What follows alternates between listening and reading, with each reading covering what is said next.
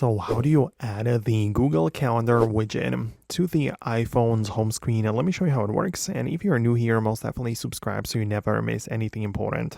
So the first condition is to have the Google Calendar application downloaded from the App Store. So if you don't have that, just obviously open up the App Store, download the app, and make sure you are signed in with your Google account. Because once you have that, you'll be able to just hold it down anywhere on the home screen like that. Tap on Edit in at the top left and click on Add a Widget.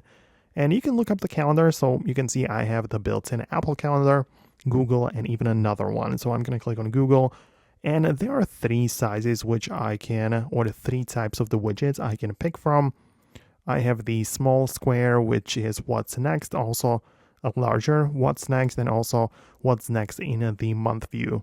So that's how you can decide which one you want to get.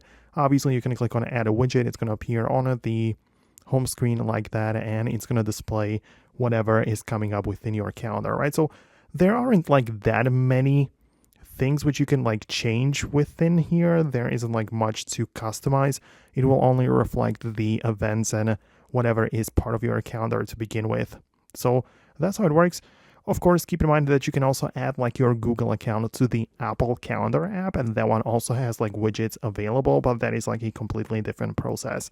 So let me know in the comments below if you managed to find it and set it up. Hit a thumbs up and a subscribe for more, and I'll talk to you later in the upcoming tutorials as well. So thanks a lot, and I'll talk to you soon.